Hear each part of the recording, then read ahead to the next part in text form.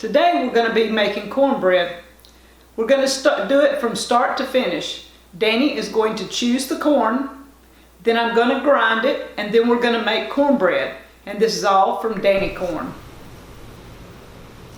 We're here in the house. We've selected some ears of corn out of the crib out there. I like to find good clean ears that don't show any type of problem, and what I do is I go ahead and peel the tops off out there and feed that to the chickens before I bring it in the house, down to where the kernels look good. There's no insect problems on them. You'll see here I've got several of them I've done that way. I try to find any bad kernels. I take it off while I'm out there and give it to the chickens. I usually just take my hands and just wring it off of there. It's not really that hard. You can see the length of the kernels there. I like the long ones. They seem to, I get more cornmeal out of them than I do the others. Occasionally I'll choose one that's short. Like this one here. This one's not, these are kind of a little bit short here. But it's a good ear of corn. Doesn't have any insect damages on it, and I took the top off and fed that to the chicken. You see how easy it comes off. It's not hard to. I'm just trying to keep them from popping up everywhere because they'll fly everywhere when you.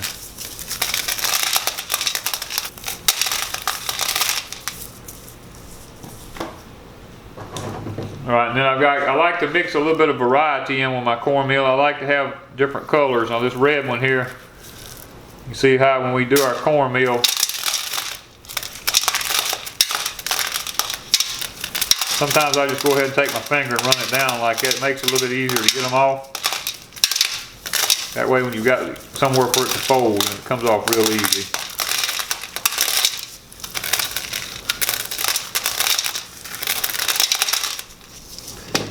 You can see then we'll take and mix all that together. And when we grind it, you have some red and all kind of different colors in there with it. Alright, Danny has chosen corn, and this is the Danny corn. You see the different colors in it. What it looks like. It's got some of the blue, some of the red, some of the yellow, some of the red and yellow. We're going to grind this up and show you the process of making cornmeal.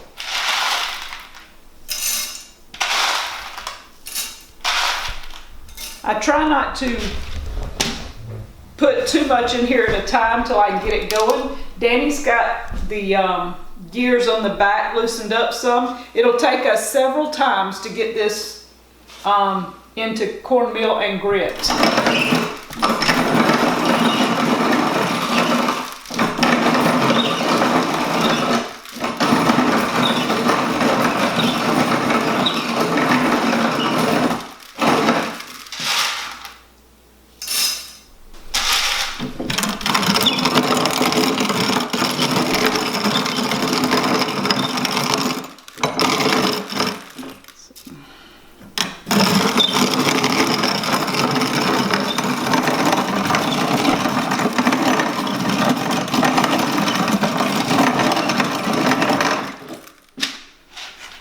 And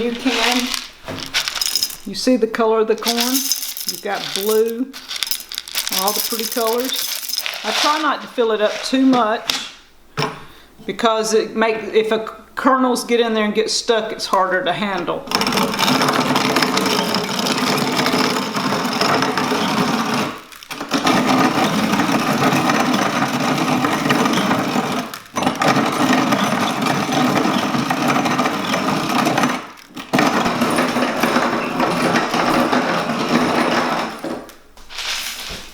This will be our first grinding. You can see there's still big pieces of corn in there, but we're going to sift out the fine flour and go again with it.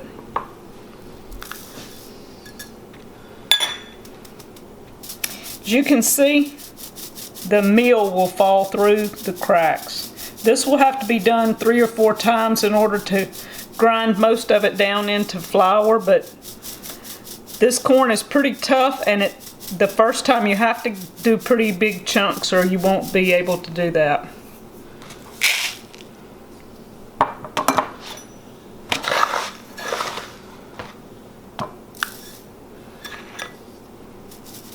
And this is a long process. It takes not too long, but it does take a while.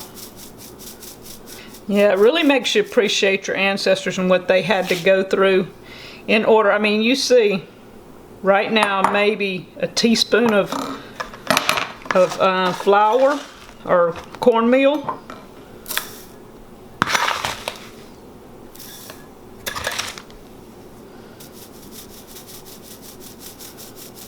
And if you do a lot of this, it takes a while. We're just doing enough for me to be able to make some cornbread for us to have with some greens and to make some dressing.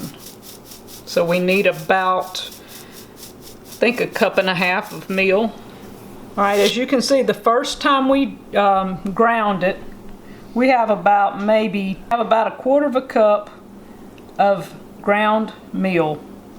All this is going back in. We're going to tighten it up and make more. Okay, y'all, this is an old Black Hawk. We've showed it in our earlier videos. It's the model, it's a 103 model or 102. I'm not sure which one it was. It was either the 102 or the 103 model. And it takes a little bit of getting used to. But on the back side here, you see some wing nuts and these adjustments here. What you do is you turn these to tighten it down.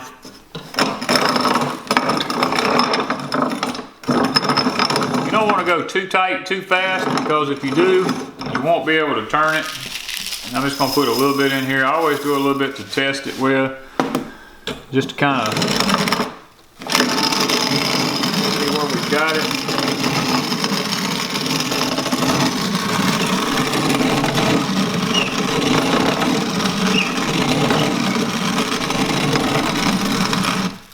That looks like that's going to be it.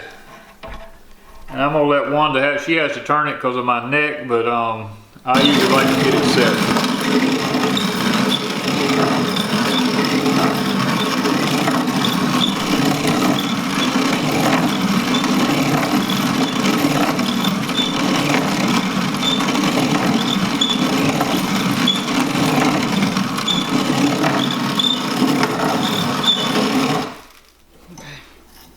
It is a job, y'all. Our forefathers went through a lot of work just to eat.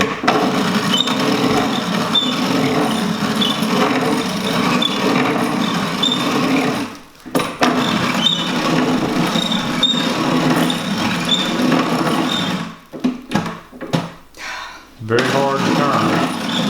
When it hangs up.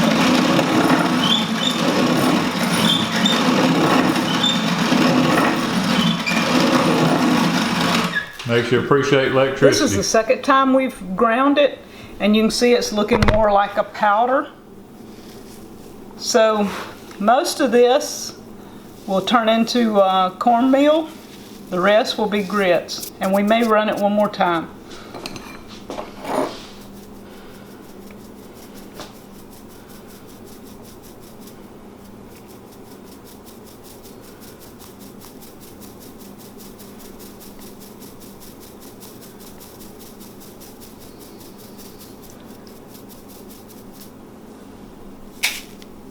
So that's what we usually call grits here in the South. Up north it's called polenta. And this is what our cornmeal looks like. This is after the 3rd time that we've ground it. This is what we have. Danny is sifting out the cornmeal from the grits.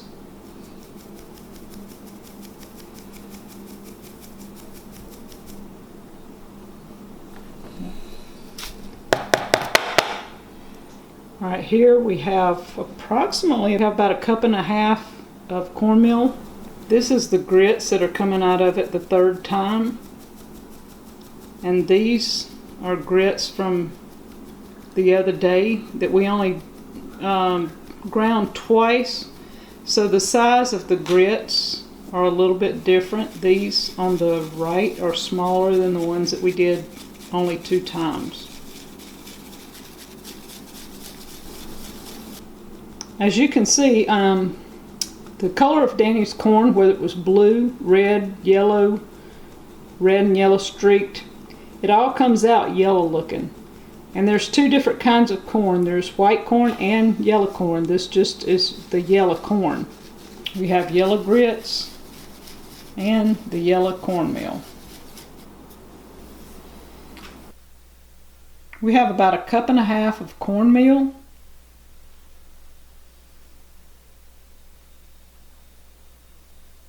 and about 1 cup of grits. Now we're fixing to make our cornbread and dressing. We have our cast iron skillets here that we're going to use to put our cornbread in. This little one, I'll make a small pan just for us for supper to eat with greens. This one, and it's a lot deeper, as you can see the sizes. I'm going to make this one, and we're going to use the cornbread to make dressing.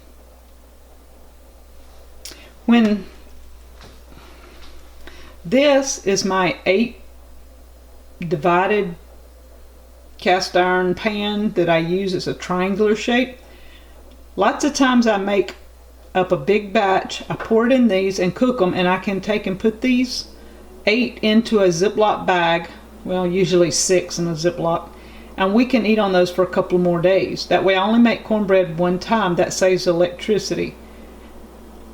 I love using this pan here, but it is more difficult to clean than others. If you get it coated real well, the cornbread comes out perfect every time, and you have very little cleanup.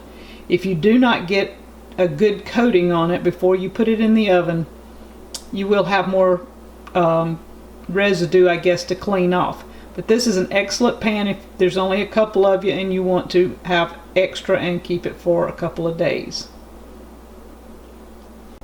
So tonight we're doing the small pan for supper, the bigger pan to make dressing. I already have these two oiled down, and you cannot use olive oil, you can use Crisco, coconut oil, just whatever oil you want to use, that's fine, but just oil them down real well. I'm going to put them in an oven and let them heat because I want my skillets hot when I pour my cornmeal in them. So they will heat about 10-15 minutes before I put the meal in them. We're going to be making our cornbread now.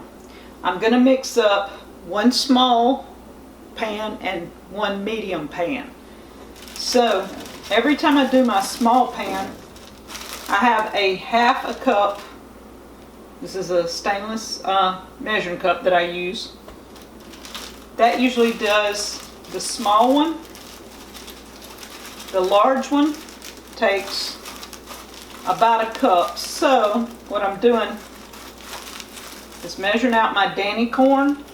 This is what I ground earlier. You saw me grind. We're going to add 1 teaspoon of baking powder and 1 teaspoon of salt.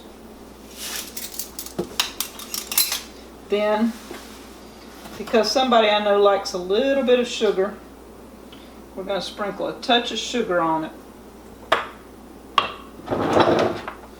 Mix this together, and then we'll add our other ingredients.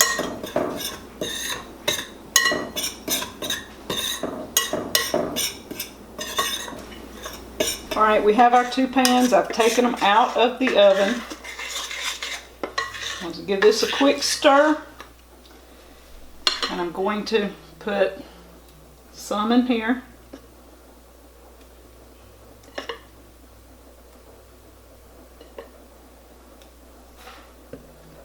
I don't want it to run over, so that should be enough. The rest is going in here. I don't know if you can hear it sizzle, but it is sizzling underneath here, so this pan is very hot.